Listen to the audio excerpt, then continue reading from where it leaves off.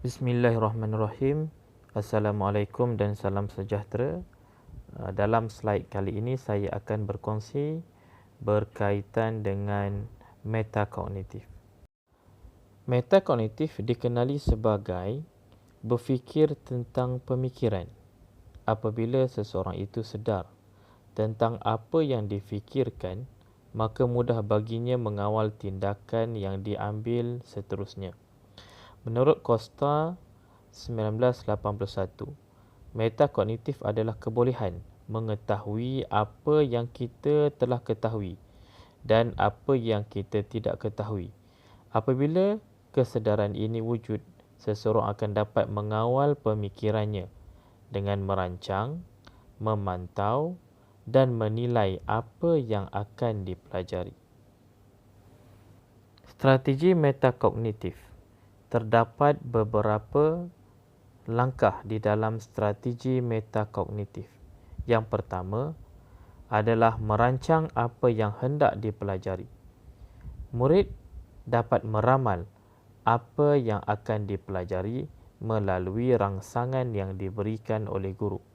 Seterusnya, setelah mereka meramal apa yang akan mereka pelajari, mereka dapat menyediakan diri secara fizikal, mental dan psikologi. Seterusnya, memantau kemajuan.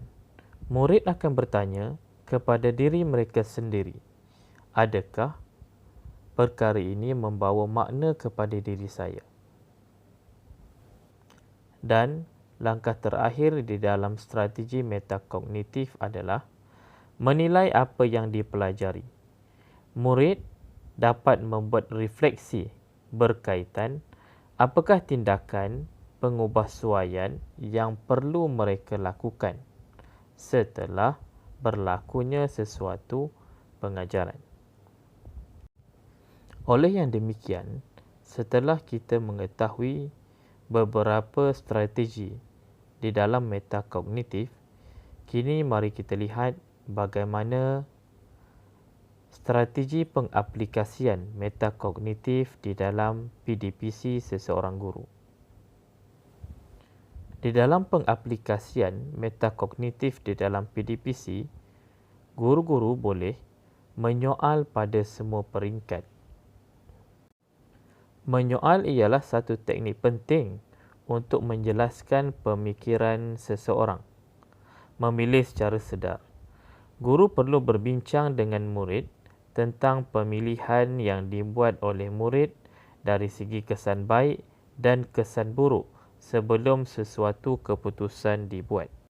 Contohnya, di dalam pengajaran tajuk najis yang dijalankan oleh guru, guru meminta agar murid menyenaraikan senarai najis-najis yang mereka ketahui. Pasti murid akan menyenaraikan pelbagai jenis najis dan juga kotoran. Setelah senarai najis dapat disenaraikan, guru perlu berbincang dengan murid untuk memilih dalam senarai yang telah murid berikan, yang manakah benar-benar dikategorikan sebagai najis dan yang mana pula dikategorikan sebagai benda kotor. Setelah perbincangan dilaksanakan, barulah murid membuat keputusan daripada senarai yang telah mereka berikan. Seterusnya, menilai berdasarkan beberapa kriteria. Metakognitif boleh dikembangkan dengan memberi peluang kepada murid untuk membuat refleksi dan mengkategorikan tindakan mereka berdasarkan dua atau lebih pilihan. Oleh yang demikian, di dalam tajuk najis yang diajar oleh guru, murid telah menyenaraikan beberapa pilihan yang perlu murid kategorikan sebagai najis dan juga benda kotor.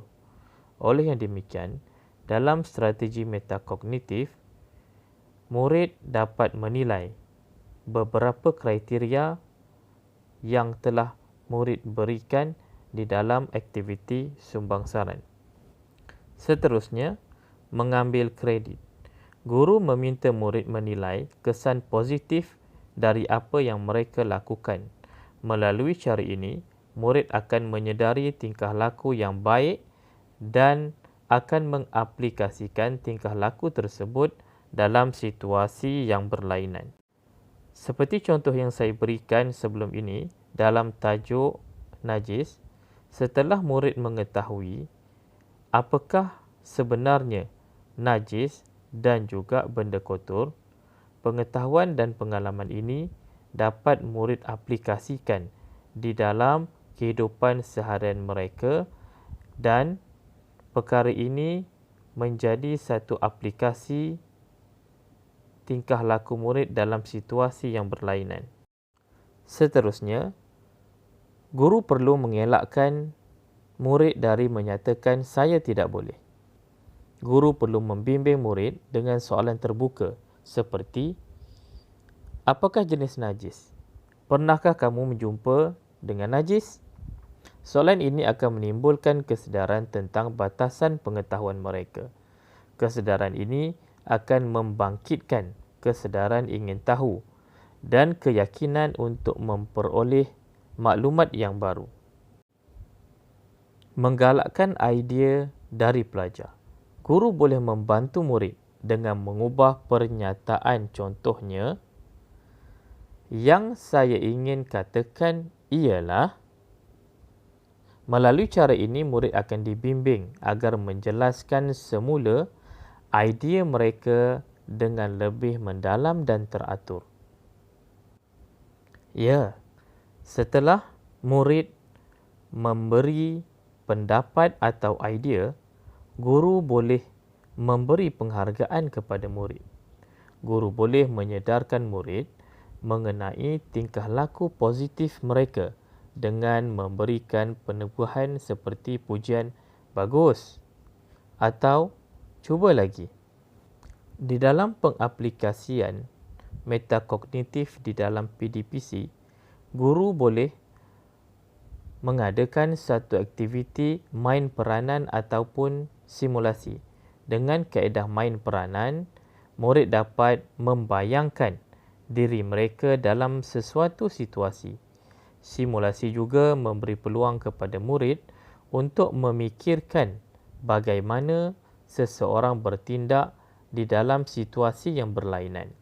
Sebagai contoh, di dalam tajuk najis yang guru ajar, guru boleh membuat satu simulasi bagaimana murid terpijak dengan najis dan apa yang perlu murid lakukan. Dengan cara ini, dapat memberi peluang kepada murid untuk berimajinasi tentang situasi tersebut. Dan situasi simulasi ini dapat memberi satu pengalaman secara langsung kepada murid berkaitan dengan tajuk yang diajar oleh guru. Seterusnya, murid digalakkan mencatat pengalaman mereka di dalam diary. Ini dapat membantu mereka dalam menterjemah fikiran dan kelakuan dalam bentuk simbol dan grafik. Dan yang terakhir adalah memberi tauladan. Guru hendaklah menjadi suri teladan yang baik dengan merancang, mengenal pasti dan menilai sesuatu tingkah laku supaya dapat dicontohi oleh murid-murid. Demikianlah perkongsian saya berkaitan dengan tajuk metakognitif. Terima kasih.